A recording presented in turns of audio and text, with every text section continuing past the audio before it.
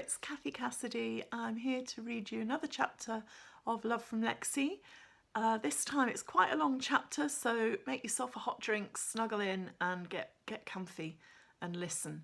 A little bit of escapism hopefully is going to make the lockdown pass a little bit more quickly, and the story is definitely hotting up. So I'm going to start off as usual with the little letter in between the chapters, and this time it is a letter from Lexie to her mum.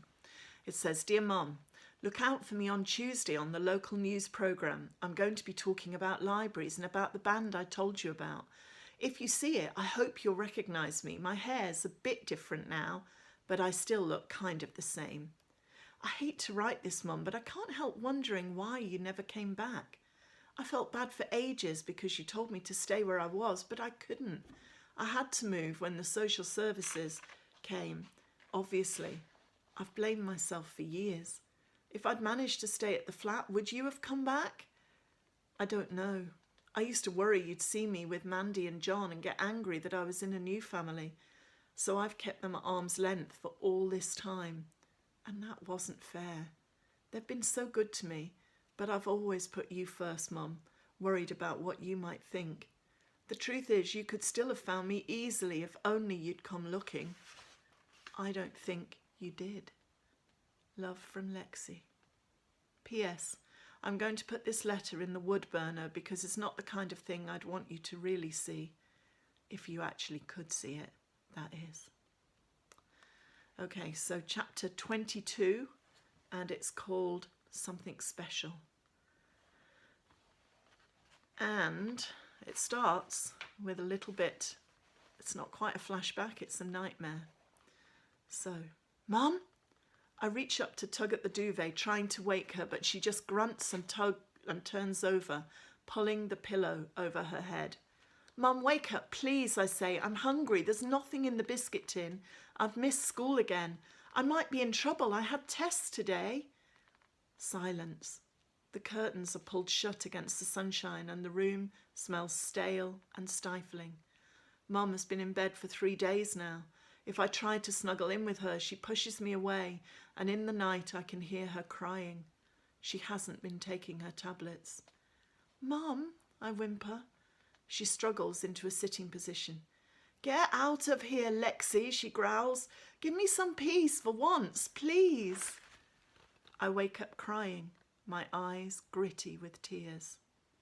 The nightmares are back.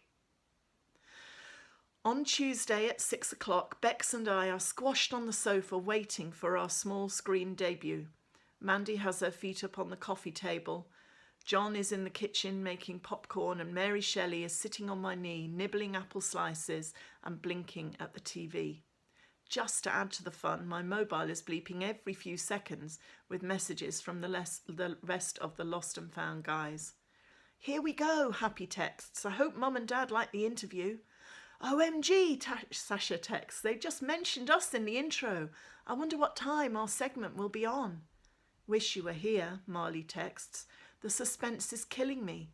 I hope they cut that bit where they tried to talk to Sammy and he just ignored them because he can't speak much English yet. Or maybe he's just rude, who knows? And the bit where you said we were all misfits. Not cool, Lexie, not cool." Hurt, I stuff my mobile down the side of the sofa. "What's up?" Bex asks. "Trouble in paradise? Mr. Wonderful being an idiot again?" "Of course not," I lie. "I just don't want to be interrupted, that's all. The waiting is making me nervous. I wish I hadn't said that thing about us being misfits." "Why?" Bex says. "It's true, isn't it?" "I know, but what if it offends someone, like Happy's parents or Sammy's aunt and uncle or Romy's mom or, well, anybody?" "You didn't say it in a nasty way," Bex says. "You'll be brilliant," Mandy adds firmly. "Stop worrying." I do worry, though. We're a long way from brilliant. We've notched up another 2 practices and the 3 songs are sounding strong. But there's still just 3 songs, and that's not enough for a festival set. Marley has stuck a calendar up inside the railway carriage and is crossing off the days until we get to play. When he's stressed, he gets snarky and gets on everybody's nerves. Popcorn coming up, John is calling from the kitchen. Do you want butter and salt or a drizzle of honey? Honey, Bex calls back. Always. John passes the hot, sweet popcorn around. My mobile buzzes endlessly from underneath the cushions and I ignore it, stroking Mary Shelley. And then finally, the presenters start talking about library closures and the cameras cut away from the studio to Bridge Street Library. Almost 2 hours of planning and filming has been cut down to just 4 minutes, but they're 4 awesome minutes all the same. The film opens with a shot of the Lost and Found playing. We were told to bring just half the band and there were some disagreements over the lineup. Samia pulled out at the last minute because her parents didn't want her to be on the telly, so Marley dragged in Sammy instead. The silent, sad-eyed refugee kid has cheekbones like razor blades, the longest lashes I've ever seen on a boy, and the kind of messy, wavy hair you want to run your fingers through. In theory, obviously, not in practice. Anyway, Marley said he was trying to get a balance of sound, but I noticed he also picked the best-looking kids in the band to accompany us. Romy, shy and a little bit overweight, and George with his glasses and acne-pitted skin did not make the shortlist. It ended up being Marley, me, Bex, Sasha, Sammy and Happy, with Jake lurking in the background as runner, manager, photographer. The camera crew arranged us cleverly, sitting on tables, standing against bookshelves, Sasha sitting on a pile of books and peeking over a copy of Harry Potter and the Philosopher's Stone to sing the chorus from Back Then. It looks stunning. The camera layers in a hazy shot of Marley leaning in towards me as I do tambourine and backing vocals, adding an improvised harmony of his own. As that shot fades, we see Sammy playing mournful flute on the book stack behind Sasha, and a shot of Beck strumming bass guitar and Happy playing violin while sitting precariously on a half-height shelf. It's short, but about as perfect a snapshot as I have ever seen. Even without the frantic buzzing of my buried mobile, I know Marley will be ecstatic. And Miss Walker too. They've managed to showcase not just the band, but the library as well, and made both look seriously cool. As the camera cuts away to Miss Walker in her library dress, naturally, telling the presenter that libraries are not just about books, I know that even the most stubborn and couldn't care less viewer will be sitting up a little straighter, keen to know more about this place where the librarian has hair the colour of candy floss and teenagers drape themselves across the furniture to play songs they've written themselves. I'm grinning as I watch Bex talking to the camera, telling the whole of the Midlands that libraries belong to everybody. Marley's next, stretching the facts a little as he tells the camera that books inspired him to be a musician and how the band is struggling now that we can't practice at the library anymore. Doesn't let the truth stand in the way of a good story, our Marley, Bex says scathingly. He sounds convincing though, Mandy says kindly. Seems like a nice boy. Bex just snorts and then it's my turn to cringe as I'm on screen. To my relief, they haven't used the bit about us being a bunch of misfits. It's all about how libraries have been a lifeline to me all through my childhood, and then a plea to the viewers for anyone who cares about libraries to write a letter to Milford Council asking them to stop the closures. Yes, Beck says, punching a fist into the air as Mandy and John whoop and cheer. Excellent!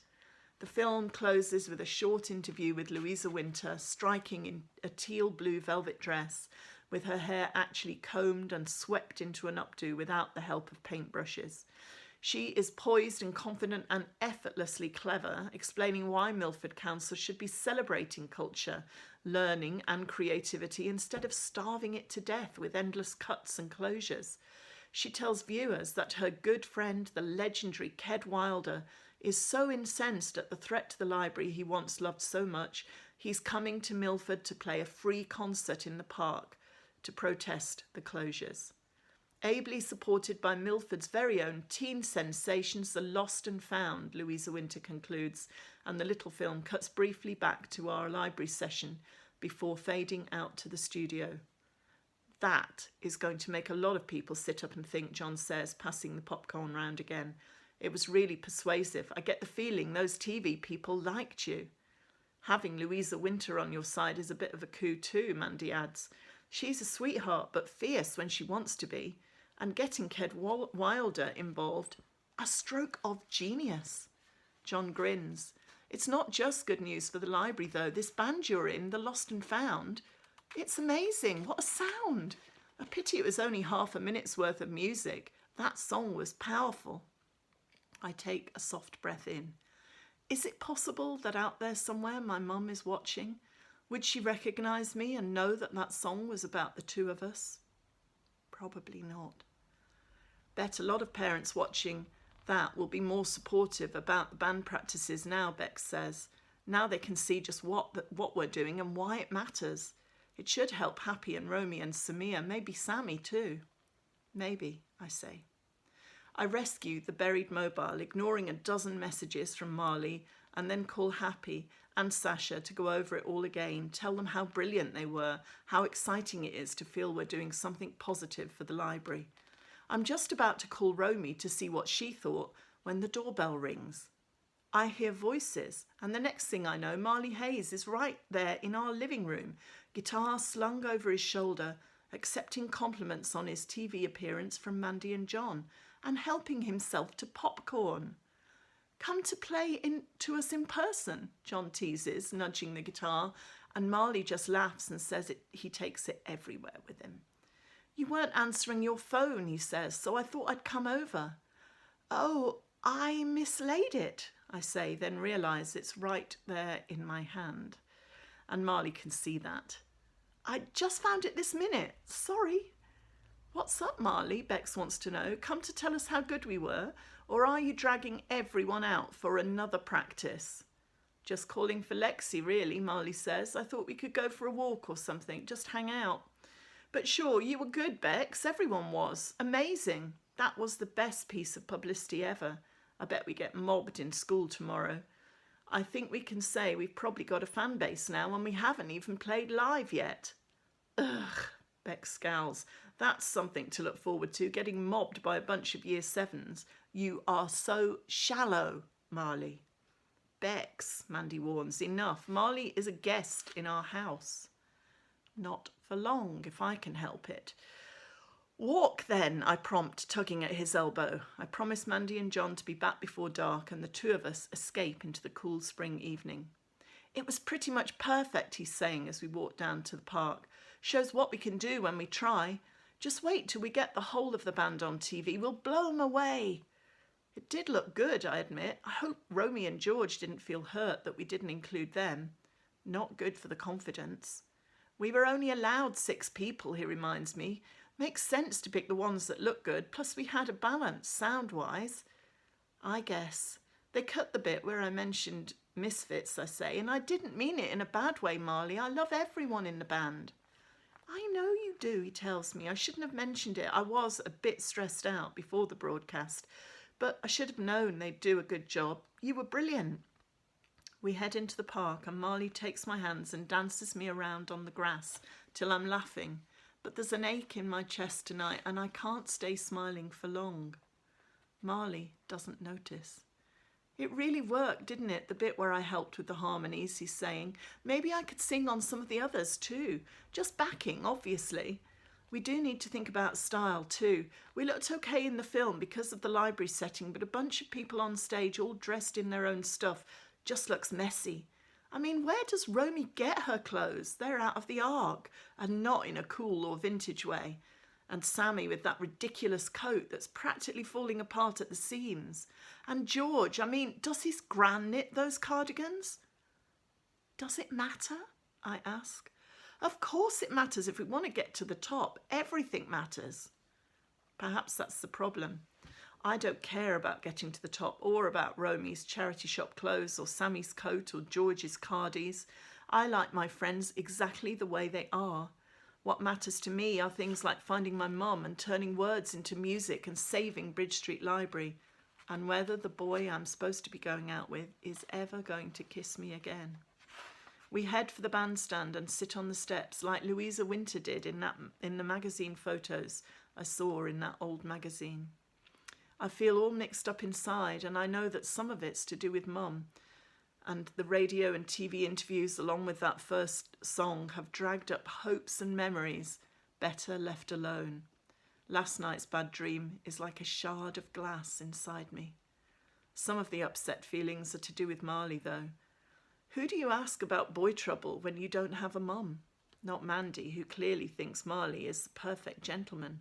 Not Bex, who thinks he's a savage. Not Happy, who still has crushes on movie stars and thinks that 13 is too young to have a boyfriend. Not Mary Shelley, who just looks at me with silent disdain whenever I try to tell her about Marley. I don't think she approves.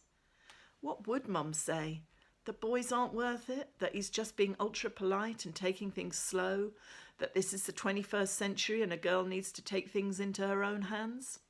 Maybe. I shuffle a little closer to Marley and lean against him casually, as if I'm cold. This would be a great location for a proper music video, he's saying. After the festival, maybe Ked Wilder will help us find a record company and we can release a CD and make a video and get properly famous. There's nothing we can't do, Lexie, you and me, if we want it badly enough. We make a great team. Is that what we are? I whisper. A great team? Good friends? Songwriting partners? All of that, he says, as if he's finally getting the message. His arm snakes around my waist and his head dips down so that we're sitting cheek to cheek. You're cool, Lexie Lawler. I've never met a girl like you. You're not just clever and creative and kind, you're determined too. You're way too good for me, I know that, but I honestly think that together we could take on the world. We sit for a moment in silence, and for that moment I think everything is going to be all right. Marley's cheek is warm against mine, his arms wrapped around my waist. The park is so quiet that this evening I can almost hear his breathing and smell the faint aroma of popcorn on his breath. I turn my face a little so my nose nudges his, and then the moment is over. Marley jumps up, unzips his gig case and takes out the guitar. I almost forgot, he says, oblivious to the flare of shame in my cheeks. I've written the start of another song. I wanted you to hear it, get some feedback before I go any further. He starts to play, fingers picking out an intricate, haunting melody, and I sit quietly and listen, tears stinging my eyes. It's a sad, lonely song, and that's exactly how I feel. So all is not right with Lexie and Marley. Maybe something a little bit wrong there.